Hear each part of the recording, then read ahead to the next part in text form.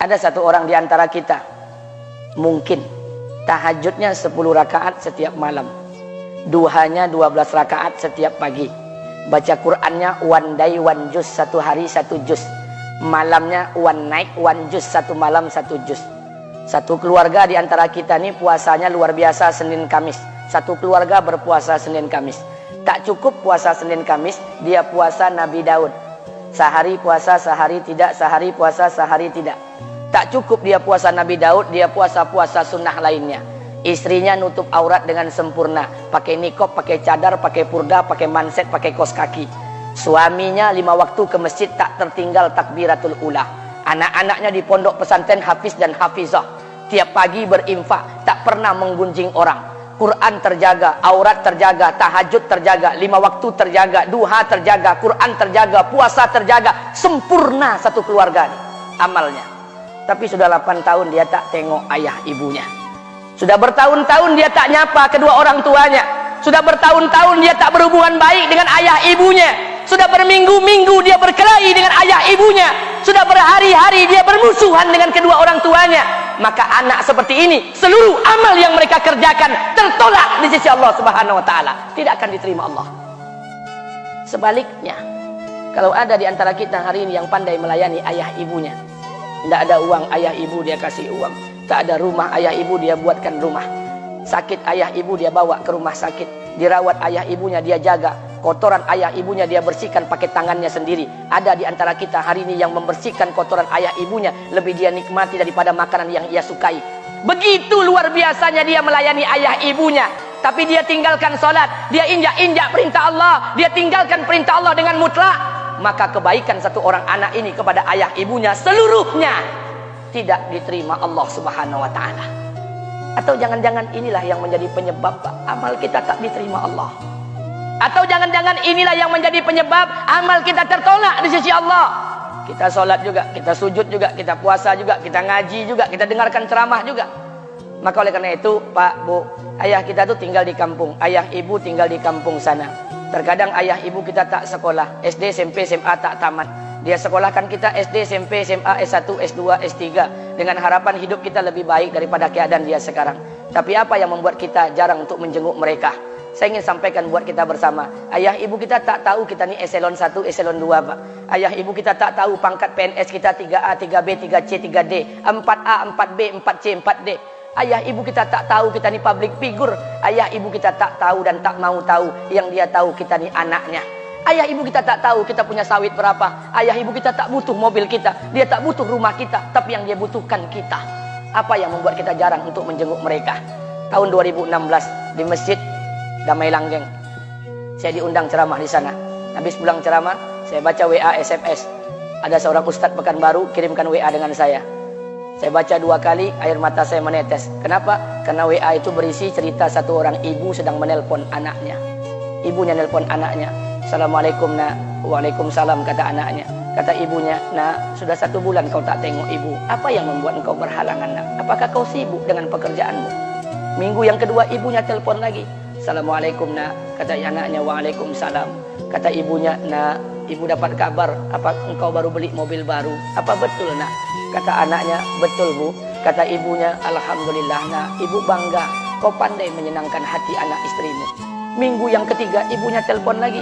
Assalamualaikum nak, kata anaknya. Waalaikumsalam. Kata ibunya, nak, ibu dapat kabar bahwa engkau baru beli rumah baru. Apa betul nak? Kata anaknya, betul bu. Kata ibunya, alhamdulillah nak, ibu senang kau bertanggung jawab dengan anak istrimu. Minggu yang keempat ibunya telepon lagi. Assalamualaikum nak. Waalaikumsalam.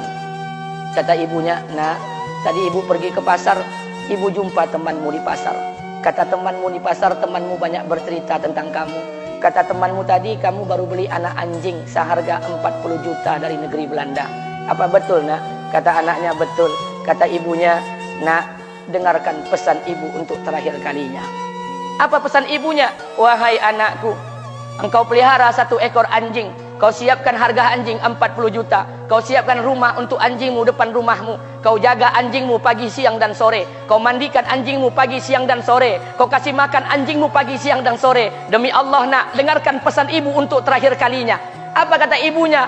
Demi Allah nak, demi Allah, Kalau seandainya Allah menciptakan ibu, kalau seandainya Allah menciptakan ibu untuk yang kedua kali di muka bumi ini, nak, demi Allah, ibu tak ingin terlahir sebagai manusia. Ibu ingin lahir sebagai seekor anjing, biar berada depan rumahmu dan melihat wajahmu setiap hari. Ibu kita tak butuh harta kita, Pak. Dia tak butuh uang kita, dia butuh kita. Apa yang membuat kita jarang untuk menjenguk mereka? Pantas hidup kita tidak berkah, pantas rumah tangga kita tidak sakinah, karena hubungan dengan ayah ibu kita rusak selama ini. Masih ada kesempatan, masih yang jauh telepon, yang dekat kunjungi mereka. Demi Allah, kita butuh keberkahan doa mereka. Yang sudah meninggal, ziarahi kuburnya dan doakan mereka. Imam As-Syafi'i berkata, apa kata Imam As-Syafi'i? Manusia zalim, manusia bodoh, kalian tak tahu apabila ayah dan ibu kalian mengangkat tangan di malam hari, dia berdoa kepada Allah untuk anaknya. Doanya cuma sekali, malamnya cuma sekali, hanya sekali saja doanya. Apa kata Imam Syafi'i? Sekali doa ayah dan ibu kalian sudah cukup bagi Allah untuk menjadikan kalian anaknya berkah dunia akhirat. Hari ini berapa banyak doa ayah dan ibu kita, tapi tidak ada keberkahan buat anak mereka. Kenapa? Hati mereka tersakiti. Maka pulang, Pak, cari mak bapak kita. Kita punya rumah hari ini, Bu. Kita punya rumah, punya harta, punya uang, punya pekerjaan, punya kekayaan, punya sawit. Kita jadi orang hari ini jadi pegawai bukan kena sarjana kita, Pak. Kita jadi orang hari ini bukan kena otak kita. Kita jadi orang hari ini bukan kena kepintaran kita. Kita jadi orang hari ini jangan-jangan kena keberkahan doa ayah dan ibu kita yang tak pandai tulis baca di kampung sana. Cari mak bapak kita, Pak. Demi Allah, kita butuh keberkahan doa mereka. Apa guna di kehidupan dunia sementara Allah tidak ridho dengan kehidupan kita? Pantas amal kita tertolak di sisi Allah. Maka pulang ke rumah, cari mak dan bapak kita yang masih hidup, duduk bersama mereka. Kalau seandainya kita tak bisa membahagiakan mereka, jangan pernah menyusahkan mereka. Kalau seandainya kita tak bisa membuat mereka tertawa, jangan pernah membuat mereka menangis. Demi Allah, kita hanya punya satu ayah kandung, kita hanya punya satu ibu kandung. Tidak akan ada ayah kandung yang kedua, tidak akan ada ibu kandung yang kedua. Harta kita cuma satu, ayah kita cuma satu, ibu kita cuma satu. Tidak akan ada ayah kandung yang kedua, tidak akan ada ibu kandung yang kedua. Pangkat jabatan bisa dicari, harta bisa diraih, kesempatan membahagiakan ayah dan ibu kita hanya sekali di kehidupan dunia ini, Pak. Pulanglah.